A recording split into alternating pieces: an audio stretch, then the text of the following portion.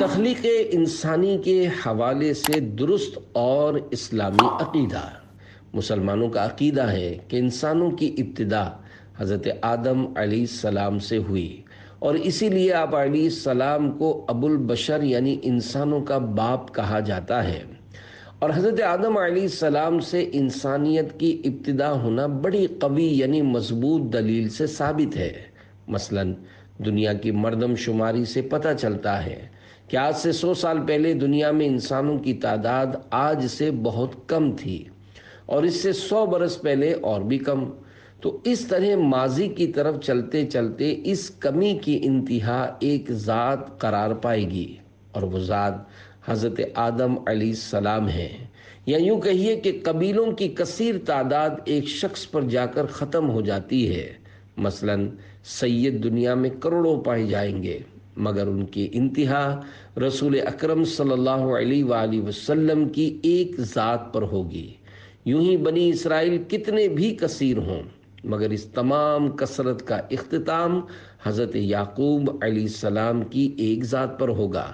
اب اسی طرح اور اوپر کو چلنا شروع کریں تو انسان کے تمام کنبوں قبیلوں کی انتہا ایک ذات پر ہوگی، جس کا نام تمام آسمانی کتابوں میں آدم ہے۔ اور یہ تو ممکن نہیں ہے کہ وہ ایک شخص پیدائش کے موجودہ طریقے سے پیدا ہوا ہو، یعنی ماں باپ سے پیدا ہوا ہو، کیونکہ اگر اس کے لیے باپ فرض بھی کیا جائے تو ماں کہاں سے آئے، اور پھر جسے باپ مانا وہ خود کہاں سے آیا۔ لہذا ضروری ہے کہ اس کی پیدائش بغیر ماں باپ کی ہو، اور جب بغیر ماں باپ کے پیدا ہوا تو بالیقین وہ اس طریقے سے ہٹ کر پیدا ہوا، اور وہ طریقہ قرآن نے بتایا کہ اللہ پاک نے اسے مٹی سے پیدا کیا، جو انسان کی رہائش یعنی دنیا کا بنیادی جز ہے۔ پھر یہ بھی ظاہر ہے کہ جب ایک انسان یوں وجود میں آ گیا تو دوسرا ایسا وجود چاہیے جس سے نسل انسانی چل سکے، تو دوسرے کو بھی پیدا کیا گیا، لیکن دوسرے کو پہلے کی طرح مٹی سے بغیر ماں باپ کے پیدا کرنے کے بجائے جو ایک شخص انسانی موجود تھا اسی کے وجود سے پیدا فرما دیا، کیونکہ ایک شخص کے پیدا ہونے سے 9 موجود ہو چکی تھی۔ چنانچہ دوسرا وجود پہلے وجود سے کچھ کمتر اور عام انسانی وجود سے بلندتر طریقے سے پیدا کیا گیا، یعنی حضرت آدم علیہ السلام کی ایک بائیں پسلی ان کے آرام کے دوران نکالی، اور ان سے ان کی بیوی حضرت بی بی حوا رضی اللہ عنہا کو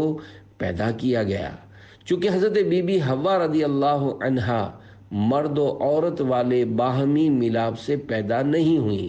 اس لیے وہ اولاد نہیں ہو سکتی۔ حضرت آدم علیہ السلام کی گریہ وزاری حضرت بریدہ رضی اللہ عنہ سے روایت ہے،